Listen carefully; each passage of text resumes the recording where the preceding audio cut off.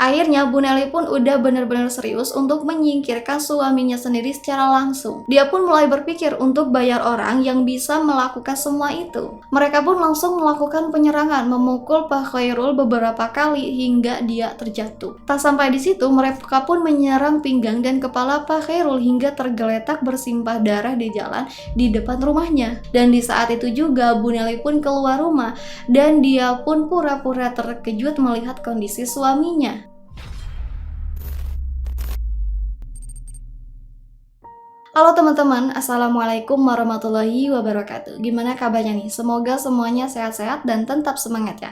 Senang banget bisa bertemu lagi bersama kalian. Nah, kali ini kita bakal bahas cerita kriminal dari Indonesia yang pernah heboh banget di masanya. Cerita ini tentang pasangan suami istri yang punya usaha cukup sukses. Tapi yang lebih menarik adalah istrinya ini justru lebih bekerja keras banget untuk membangun usaha ini. Sedangkan suaminya ini malah lebih sering asik nongkrong dan olahraga bareng besti-bestinya. Sampai akhirnya entah apa yang terjadi, si istri ini merencanakan sesuatu yang ekstrim banget teman-teman. Dia pun berencana untuk menghabisi suaminya sendiri. Tapi uniknya, alasan dibalik semua rencana itu bukan karena suaminya santai-santai aja atau tidak berguna. Ada alasan lain yang membuatnya bertindak sejauh itu. Yang lebih menarik lagi, meskipun dia adalah pelakunya, tapi banyak orang, bahkan hakim, sampai kasihan atau simpati kepadanya. Penasaran kan kenapa bisa begitu? Mari kita langsung bahas ceritanya dalam video ini.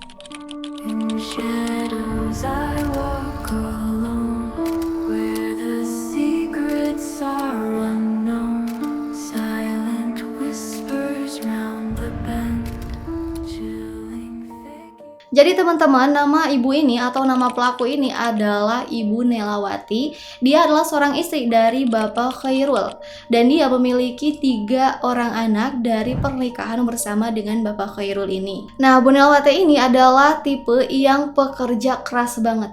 Dia pun punya usaha rumah makan Padang di Karawang yang sukses.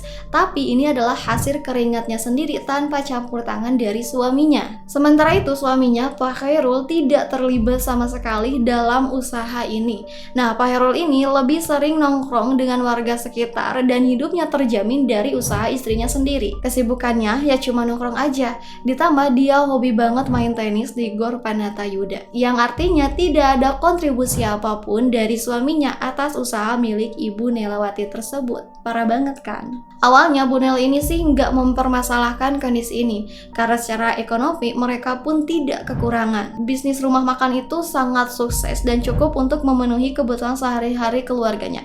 Dan Bu Nelly ini juga masih bisa menjalankan semuanya sendirian. Tapi yang menjadi sumber masalah itu adalah kebiasaan Pak Khairul yang sering banget meminta uang untuk keperluannya sendiri.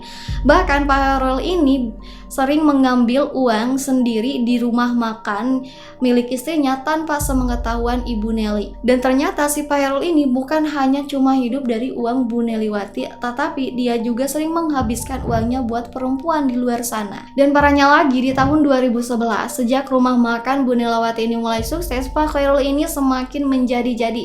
Bahkan bisa disebut dia ini sering banget ngawinin perempuan lain. Sampai akhirnya Bu Nelly pun tahu kalau suaminya ini udah nikahin perempuan lain. Dan pastinya mereka jadi sering cekcok besar karena hal ini. Tapi akhirnya mereka pun damai kembali dan Bu Nelly selalu memaafkannya. Dan ternyata bukannya kapok, Pak Khairul ini malah semakin menjadi-jadi. Bukannya sadar, di tahun 2021 kemarin dia pun udah 4 kali kawin lagi. Dan semuanya itu bermodalkan dari uang rumah makan Padang milik Bu Nelawati. Kelakuan suaminya seperti ini pasti membuat Bu Nelawati ini sangat geram. Dan gak cuma Bu Nelawati saja, tetapi anak-anak yang udah mulai gede pasti ngerti kelakuan bapaknya seperti ini. Mereka bahkan sempat ngingetin Pak Khairul untuk berhenti main perempuan. Tapi bukannya dengerin, Pak Khairul ini malah marah dan membentak anak-anaknya. Bahkan dia pun sempat melakukan tindakan kasar sama anak-anaknya. Selain masalah selingkuh dan kawin lagi, Pak Khairul ini juga sering kasar sama keluarganya sendiri, terutama kepada Bu Nelawati dan anak-anaknya. Kebayangkan, bukannya bantu istri cari nafkah atau ngurus usaha, hobinya malah kawin, main perempuan, dan juga kasar sama keluarga.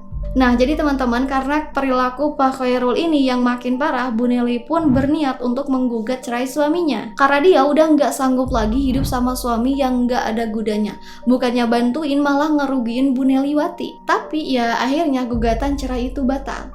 Bu Neliwati masih berpikir panjang, dia memikirkan anak-anaknya karena dia merasa bagaimanapun anak-anaknya masih butuh sosok ibu dan juga ayah. Selain itu, ada juga kekhawatiran soal harta. Bu Neli nggak mau kalau usahanya yang udah dia bangun mati-matian harus dibagi dua sama Pak Khairul, yang padahal dia nggak pernah berjuang sama sekali. Jadi meskipun mereka nggak jadi cerai, bukan berarti Bu Neli ini sudah memaafkan suaminya ya. Karena sejak 2011 ia sudah dihianati 4 kali oleh Pak Khairul, dan ini pastinya bikin Bu Neliwati sakit hati banget. Sampai akhirnya kesabaran Bu Neliwati pun habis, bahkan dia pun berencana untuk menghabisi nyawa suaminya sendiri.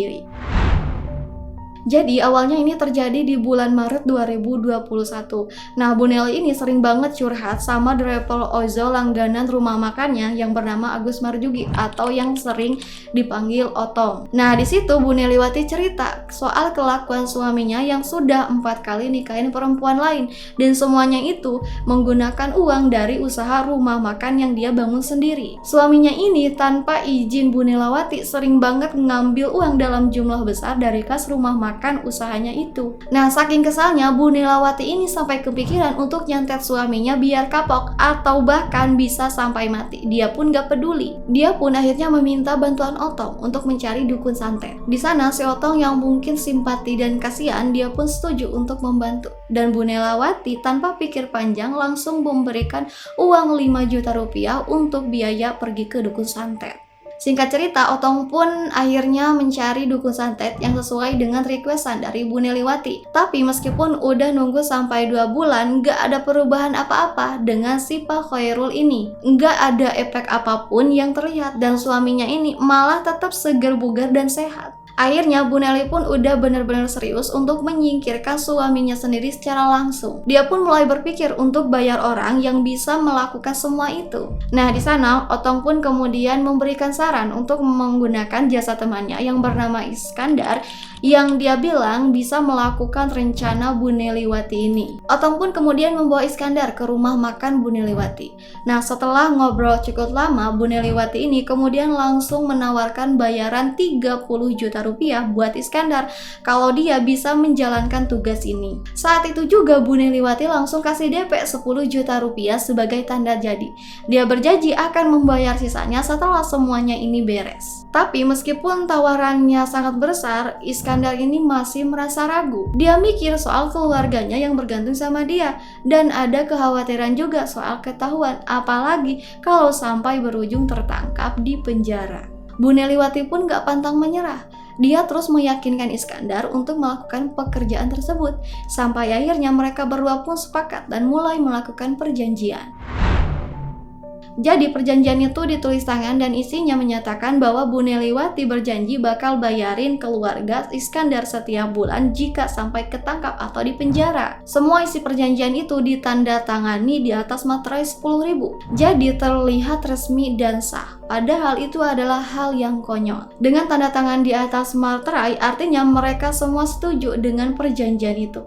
Nah, jika nanti ada salah satu dari mereka yang tidak menepati janjinya, maka bisa digugat secara hukum. Tapi hukum seperti apa? Mereka mau saling gugat karena sebuah kesepakatan yang melanggar hukum. Ini konyol banget, gak masuk akal. Masa rencana seperti ini ditandatangani di atas materai? Cara gugatnya pun gimana? Konyol banget kan? Oke, kita lanjut lagi ke ceritanya. Jadi dengan perjanjian ini, akhirnya Iskandar pun setuju dan siap untuk melakukan rencana untuk menghabisi suami si Ibu Neli ini. Mereka mulai menyusun rencana yang sangat matang.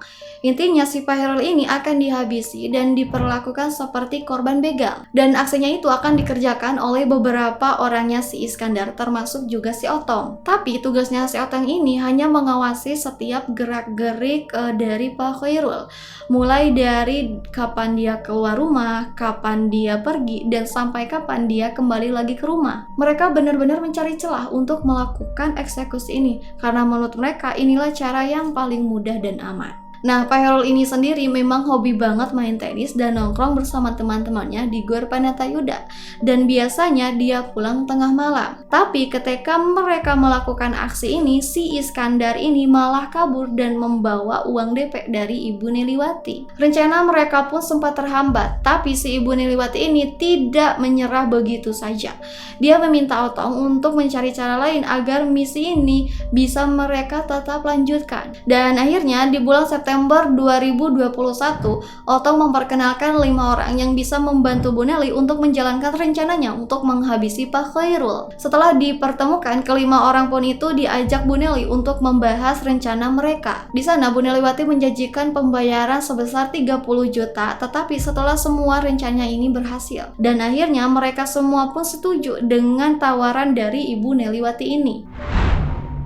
Rencana yang mereka susun ini masih sama dengan rencana sebelumnya, yaitu dengan cara membuat Pak Khairul ini seperti korban begal. Kali ini mereka menargetkan situasi saat Pak Khairul pulang malam. Yang menarik lagi, si Otong lah yang menjadi eksekutor pertama dalam rencana ini dan dibantu oleh kelima teman barunya itu.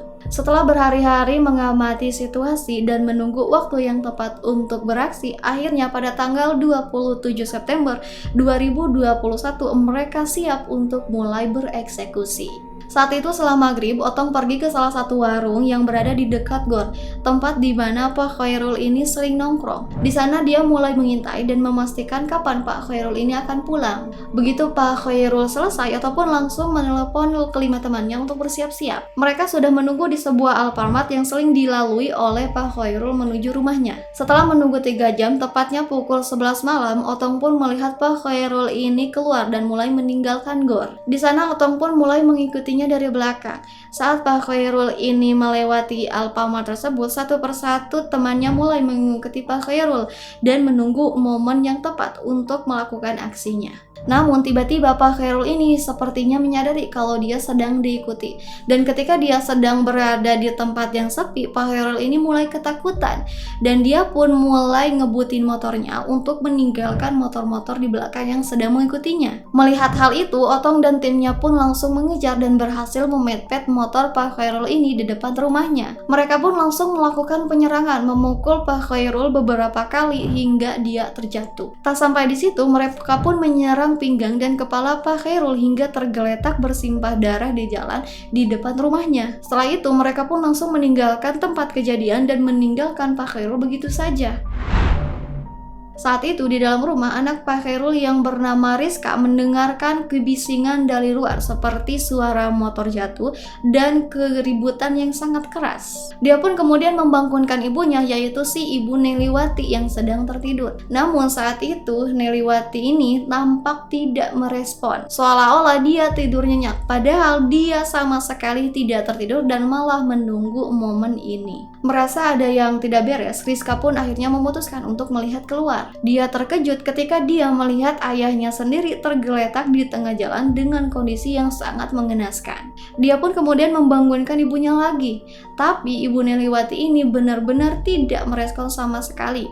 Akhirnya dia pun memutuskan untuk menelpon saudara-saudaranya dan karyawan-karyawan rumah makannya yang tinggal di dekat situ. Tak lama kemudian banyak orang yang berdatangan ke lokasi tersebut, termasuk beberapa warga yang berusaha untuk menolong Pak Khairul ini. Dan di saat itu juga Bu Neli pun keluar rumah dan dia pun pura-pura terkejut melihat kondisi suaminya. Warga di sana kemudian memeriksa kondisi Pak Khairul, meskipun tubuh Pak Khairul ini, tubuhnya, pinggangnya, kepalanya ini penuh dengan tusukan, tapi saat itu Pak Khairul ini masih bernapas atau masih hidup. Pak Khairul pun dengan cepat dilarikan ke rumah sakit di daerah Karawang. Namun sayangnya pada tanggal 28 September dia dinyatakan meninggal dunia, dan saat itu Pak Khairul dinyatakan sebagai korban begal.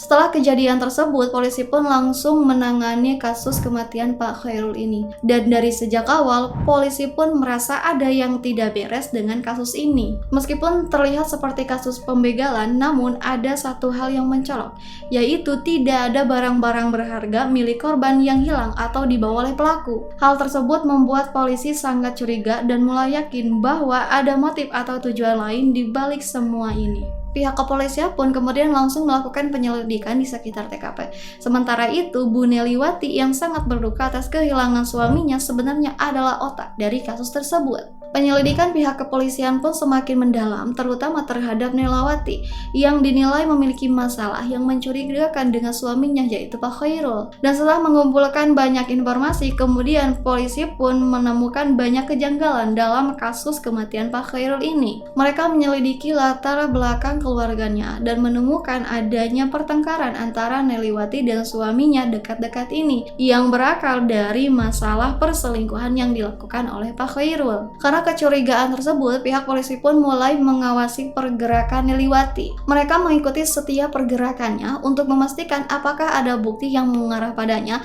yang dicurigai sebagai pelaku di balik kematian suaminya sendiri. Namun meskipun ada kecurigaan, polisi tidak langsung menangkap Nelawati. Mereka lebih memilih untuk menunggu hingga semua bukti terkumpul dan jelas. Kemudian 5 hari setelah pemakaman Pak Khairul, Neliwati ini akhirnya bertemu lagi bersama Otong di sebuah ramayana di daerah Karawang. Nah, dalam pertemuan ini Neliwati ini memberikan uang kepada Otong sebesar 10 juta rupiah sebagai bagian dari kesepakatan mereka. Dia juga memberitahu Otong agar tidak berhubungan terlebih dahulu sampai situasi benar-benar aman, agar tidak ada yang curiga dengan tindakan mereka. Tapi tanpa mereka sadari, ada beberapa intel yang mengikuti mereka karena polisi sudah curiga terhadap Neliwati ini. Dalam proses penyelidikan ini, polisi juga berusaha menggali informasi lebih lanjut mengenai Otong, yaitu pria yang ditemui oleh Neliwati di Ramayana. Jadi teman-teman, ceritanya polisi ini akhirnya mendapatkan informasi tentang Otong. Dia pun kemudian didatangi polisi dan diperiksa dan ditanya-tanya tentang tujuan pertemuannya dengan Bu Neliwati di Ramayana. Nah, setelah diinterogasi, Otong gak bisa berbuat apa-apa. Dia pun akhirnya mengakui bahwa dia terlibat dalam kasus ini dan bahkan dia mengaku sebagai salah satu eksekutor Pak Khairul. Otong pun kemudian menyerahkan nama-nama pelaku, yaitu kelima temannya dan juga nama Bu Neliwati. Mereka semua mengakui kejahatannya dan mereka melakukan hal tersebut karena dibayar oleh Bu Neliwati. Dan akhirnya Bu Neliwati pun ditangkap saat dia sedang sibuk bekerja di rumah makannya yang kebetulan saat itu sedang banyak sekali pelanggannya. Saat ditanya polisi, Bu Neli pun tidak bisa berkelit dan akhirnya dia mengakui semuanya termasuk alasan dibalik semua itu. Dia bilang dia udah nggak sanggup lagi dengan suaminya yang hobi main perempuan dan sering kawin. Bahkan dia juga bilang bahwa suaminya ini sudah beberapa kali menikahi wanita lain sejak tahun 2011. Yang bikin polisi sangat kaget yaitu Pak Khairul ini ternyata selingkuh dan kawin dengan perempuan lain menggunakan uang dari hasil jerih payah Bu Neliwati. Dia juga mengaku kalau suaminya ini adalah sosok yang keras, kejam, dan kasar terhadap anak-anaknya. Semua pengakuan Bu Neliwati ini dibenarkan oleh anak-anaknya dan juga oleh keluarganya Pak Khairul sendiri. Pernah pada suatu hari, Pak Khairul ini dengan bangga memamerkan selingkuhannya kepada keluarganya sendiri dan juga kepada RT setempat. Dia mengkhianati Ibu Neli yang sudah banting tulang kerja keras selama puluhan tahun untuk menghidupi keluarganya, termasuk Pak Khairul. Kasian banget ya, terutama anak-anaknya yang tahu betapa kejamnya bapaknya tersebut terhadap ibu mereka. Meskipun semua orang termasuk keluarga Pak Khairul ini sudah memaafkan Ibu Neliwati ini, bahkan meminta hakim untuk meringankan hukumannya, akhirnya mereka pun semua dijatuhi hukuman 13 tahun penjara. Nah, bisa dibilang ini adalah hukuman yang cukup ringan untuk sebuah kasus berencana. Mungkin hakim saat itu melihat motif dibalik tindakan para pelaku ini termasuk Bu Neliwati ini adalah sebagai bentuk perlindungan diri dari apa yang udah dilakukan oleh korban atau suaminya sendiri. Ditambah lagi pihak keluarga korban pun sebenarnya merasa kasihan dengan Bu Neliwati. Mereka udah memaafkan Bu Neliwati dan bahkan meminta hakim untuk meringankan hukumannya. Mungkin karena hal ini juga hukumannya menjadi ringan. Hakim pun terlihat simpati dan menjatuhkan hukuman seadil-adilnya. Ya, bisa dibilang ini adalah hukuman yang paling sesuai untuk kasus ini. Nah, jadi gimana nih menurut kalian tentang kasus ini? Silahkan kalian boleh tulis pendapat kalian di kolom komentar. Kalau ada di antara kalian yang tahu atau nemu kasus yang lebih epik dan menarik dari ini, kalian boleh tulis di kolom komentar. Siapa tahu kalau kasusnya menarik, aku bisa bahas di konten berikutnya. Oke, mungkin sampai sini dulu cerita kali ini. Sampai jumpa di cerita-cerita berikutnya. Terima kasih. Wassalamualaikum warahmatullahi wabarakatuh.